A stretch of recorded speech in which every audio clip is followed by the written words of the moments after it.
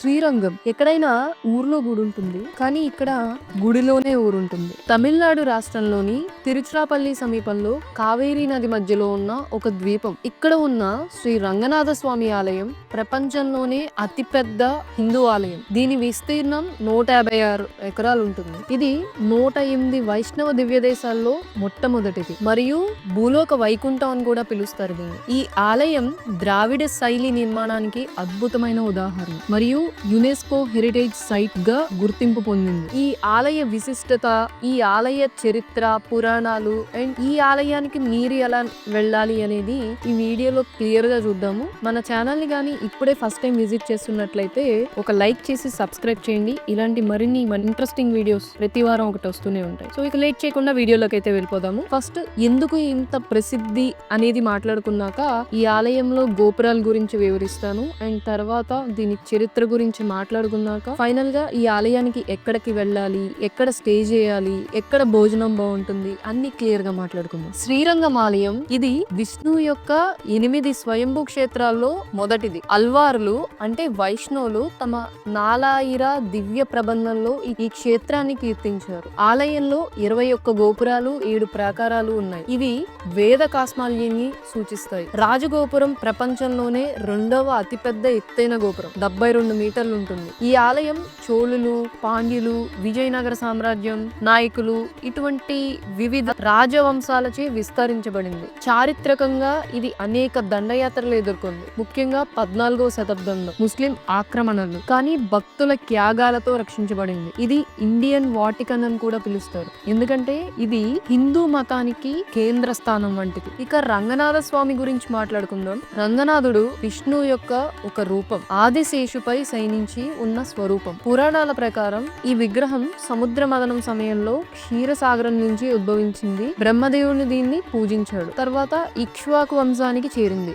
రామావతారంలో శ్రీరాముడు దీన్ని విభీషణునికి బహుమానంగా ఇచ్చాడు. విభీషణుడు లంకకు తీసుకువెళ్తుండగా ఇది శ్రీరంగంలో స్థిరపడిపోయింది. రంగనాథుడు దక్షిణాభిముఖంగా ఉండి లంకను ఆశీర్వదిస్తాడని నమ్మకం. ఈ విగ్రహం స్వయంభూ మరియు ఆలయంలో ప్రధాన మూర్తి. రంగనాథుని పక్కన రంగనాయకి అంటే లక్ష్మీదేవి ఉంటుంది. ఈ స్వామి భక్తులకు మోక్షాన్ని ప్రసాదిస్తాడని అల్వారులు తమ పాసురాల్లో వర్ణించారు. శ్రీరంగం ఆలయం మరియు రంగనాథ స్వామి భారతీయ సంస్కృతి, భక్తి యొక్క చిహ్నాలు. ధనుర్మాసంలో ఇక్కడ ఉత్సవాలు ప్రత్యేకం. లక్షలాది భక్తులు సందర్శిస్తారు. ఈ ఆలయం చరిత్ర, పురాణాలు, కళలు కలిసిన అద్భుతం. ఈ ఆలయంలో ఇందాక చెప్పినట్లు 21 గోపురాలు ఉంటాయి. ఈ గోపురాల్లో అత్యంత ప్రసిద్ధమైనది రాజగోపురం. ఇది ప్రపంచంలోనే 2వ అతి ఎత్తైన ఆలయ గోపురం. దీని ఎత్తు సుమారు 72 మీటర్లు అంటే 236 అడుగులు ఉంటుంది. రాజగోపురం 1987లో పూర్తి చేయబడింది మరియు ఇది ఆలయానికి ప్రధాన ప్రవేశ ద్వారం. దీని నిర్మాణం ఆధునిక కాలంలో జరిగినప్పటికీ ఇది ప్రాచీన ద్రావిడ శైలిని అనుసరిస్తుంది. గోపురం పైన అనేక శిల్పాలు, దేవతామూర్తులు చెక్కబడి ఉన్నాయి. ఇవన్నీ కూడా విష్ణువు అవతారాలు, పురాణ కథలను వర్ణిస్తాయి. శ్రీరంగం ఆలయ గోపురాల చరిత్ర చాలా ప్రాచీనమైనది. మొదటి గోపురాలు చోళ రాజుల కాలంలో 9-10 శతాబ్దాల్లో నిర్మించబడ్డాయి. తర్వాత పాండ్యులు, విజయనగర సామ్రాజ్యం 14-16 శతాబ్దాలు మరియు నాయకులేమో 16-17 శతాబ్దాలు ఈ గోపురాలు విస్తరించారు మరియు కొత్తవి జోడించారు. ఉదాహరణకు విజయనగర కాలంలో అనేక గోపురాలు పునర్నిర్మాణం చేయబడ్డాయి మరియు నాయకులు ఆలయాన్ని కోటలా బలపరిచి గోపురాలను ఎత్తుగా నిర్మించారు. ఈ గోపురాలు దక్షిణ భారత ఆలయ నిర్మాణ శైలికి చిహ్నాలు. ఇవి పిరమిడ్ ఆకారంలో ఉంటాయి మరియు పలు అంతస్తులతో అంటే సాధారణంగా 3 నుంచి 13 వరకు నిర్మించబడతాయి. ప్రతి అంతస్తు పైన శిల్పకళ, కూడ్య చిత్రాలు, దేవతలు, రాక్షసులు, జంతువులు మొదలైనవి చెక్కబడి ఉంటాయి. ఇక ఆలయాల్లో ఇతర ముఖ్యమైన గోపురాలు వెల్లై గోపురం. మీరు అన్ని గోపురాలు చూసుకున్నట్లయితే మిగతా అన్ని గోపురాలకి రంగు వేసి ఉంటుంది, కానీ ఈ వెల్లై గోపురానికి మాత్రం తెల్ల రంగు మాత్రమే ఉంటుంది. ఎందుకు అంటే ఈ వెల్లై గోపురం శ్రీ రంగనాథ స్వామి ఆలయంలోని ఒక ప్రముఖమైన మరియు ప్రత్యేకమైన గోపురం. ఇది ఆలయంలో 4వ ప్రాకారం అంటే తూర్పు ప్రవేశ ద్వారం వద్ద ఉంది మరియు దాని ఎత్తు సుమారు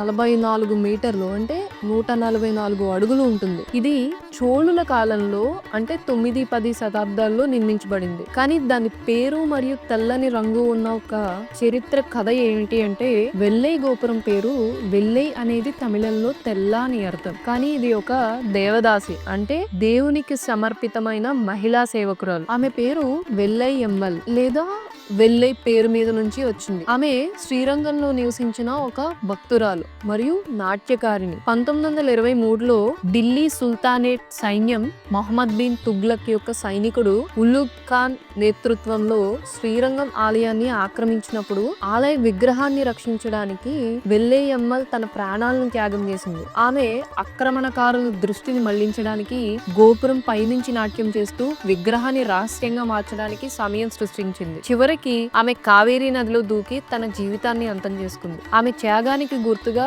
ఈ గోపురాన్ని తెల్లగా పెయింట్ చేసి వెల్లై గోపురం అని పేరు పెట్టారు. ఈ తెల్లని రంగు పవిత్రత మరియు త్యాగాన్ని సూచిస్తుంది. మిగతా రంగురంగుల గోపురాలు భిన్నంగా ఉంటుంది. నిర్మాణ పరంగా వెల్లై గోపురం ద్రావిడ శైలిలో నిర్మించబడింది. ఇది పిరమిడ్ ఆకారంలో ఉంటుంది మరియు అనేక అంతస్తులతో సాధారణంగా 7 లేదా అంతకంటే ఎక్కువతో కూడి ఉంటుంది. గోపురం పైన శిల్పాలు, దేవతామూర్తులు చెక్కబడి ఉంటాయి. ఇవి పురాణ కథలు మరియు విష్ణు అవతారాలను వర్ణిస్తాయి. ఇది ఆలయంలో అత్యంత ప్రసిద్ధ ప్రవేశ ద్వారాల్లో ఒకటి మరియు భక్తులు ఇక్కడి నుంచి ఆలయంలోకి ప్రవేశిస్తారు. ఈ గోపురం ఆలయ చరిత్రలో దండయాత్రలు మరియు రక్షణ కథలకు సాక్షిగా నిలుస్తుంది. ఈ గోపురం శ్రీరంగం ఆలయానికి మరింత ప్రాముఖ్యతను తెస్తుంది మరియు ఈ త్యాగం యొక్క చిహ్నంగా పరిగణించబడుతుంది. ఇక ఇంకొకటి నాజికెట్టే గోపురం. ఇది ఆలయంలోని ఒక ముఖ్యమైన ద్వారం. మొత్తం 7 ప్రాకారాల్లో ప్రతి ప్రాకారానికి 4 గోపురాలు ఉన్నాయి. కానీ కొన్ని ప్రత్యేకమైనవి. 7వ ప్రాకారం బయట గోడలు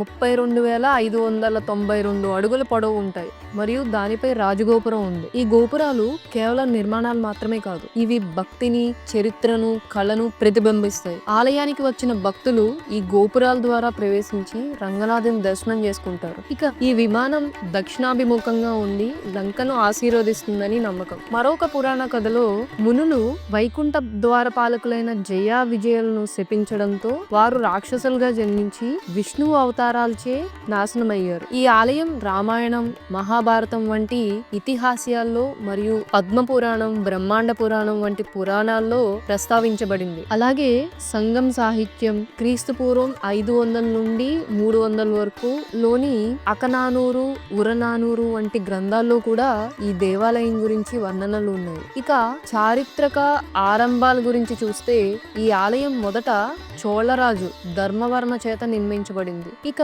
ఇక్కడి నుంచి ఎవరైతే ఈ రంగనాథ స్వామి ఆలయానికి వెళ్ళాలనుకుంటారో మనకు తెలుగు రాష్ట్రాల నుంచి చాలా తక్కువ ట్రైన్స్ ఉన్నాయి. శ్రీరంగానికి అయితే చాలా తక్కువ ట్రైన్స్ ఉంటాయి. చాలా చిన్న స్టేషన్ అది. ఈ శ్రీరంగం దగ్గరలోనే 9 కిలోమీటర్ల దూరంలో తిరుచిరాపల్లిలో చాలా పెద్ద స్టేషన్ ఇది.